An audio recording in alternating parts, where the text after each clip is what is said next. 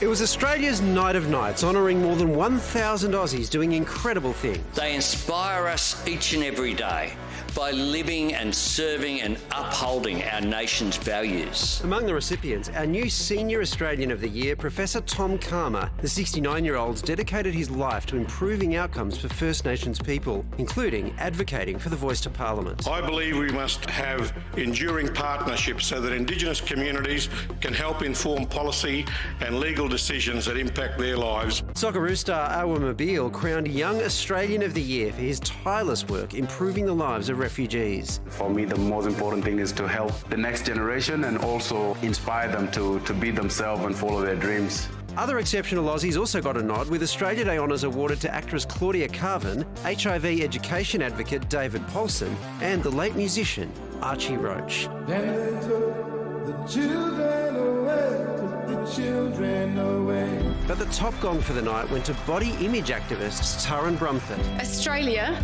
it is not our life's purpose to be at war with our body.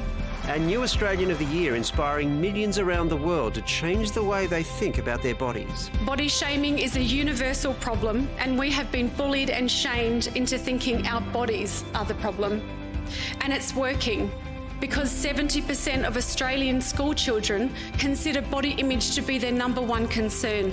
Taryn's inspirational journey started when she posted this reverse before and after to social media. It went absolutely bonkers. The mum of 4 then launched the body image movement and released a documentary called Embrace, where she explores how she learned to love herself again. I was watching Michaela play and I thought to myself, how am I going to teach my beautiful daughter? How am I going to teach her to love her body if her mum can't do the same? Now she's shifting her focus to boys and men, often forgotten in the body positivity conversation. Collectively, we are facing some of the most challenging environmental, humanitarian and social issues of our time.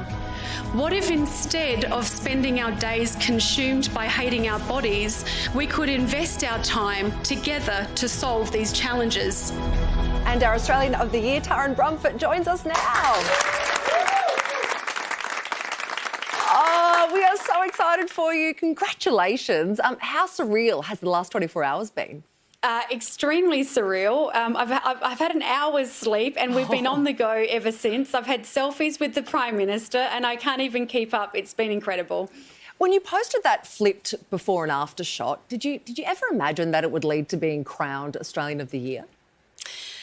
No, absolutely not. I mean, that photograph was 10 years ago now. What I'm really grateful for is that it's given me an opportunity to talk about what is a really serious subject, body image. And for 10 years, I've been talking about this subject and really trying to take it from #LoveYourBody to something more serious, and to now have this title and to be able to start that national conversation, especially for our kids, I'm delighted and I just can't wait. You said in your speech that 70% of Australian school children consider body image to actually be their #1 concern. How has it come to this? Yeah, I mean, well, here's where the hope is. We weren't born into the world hating our bodies. This is something that the world taught us. But if you look at really young children, they hear music, they dance. They would run through naked a crowd of people. They're so liberated, they're so joyful, they're so happy. That's how we all arrived before the world kind of got these messages and told us to be something we're not. We've long had these conversations about girls and women, but I understand you're now shifting your focus to men and boys. Why do you think that's important?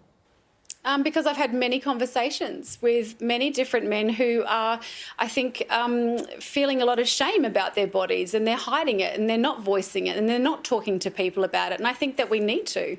But for anyone who doesn't think this is relevant, obviously in the last week we've had Yelena Dokic being trolled for her appearance. What did you make of this story? Look, bullying is never okay, and I think we need to call it out. I think we're getting better in this country at doing that, but good on her for the way that she's responded, and I'm going to give her a call this week to have that conversation. I know how it feels to be trolled. I know how it feels to have those naysayers, but if we keep leading with light and love, there's nothing more powerful than that. So what are some of the perks that come with winning Australian of the Year? Do you get free parking? Do people let you in traffic? I need to know these answers. I mean, I'm hoping. I mean, who knows? It's only been 24 hours. You're really probably going to have to... I'm going to have to answer that question in 12 months' time, what the perks were. I reckon if you see a gap in traffic, just take it and see how it turns out. And then just let us know. Doesn't sound like she's taking my advice. We'll see. Taryn, I feel like the Australian of the Year needs a good rest after a huge day. Thank you so much for your time and a huge congratulations again. Thanks, everyone.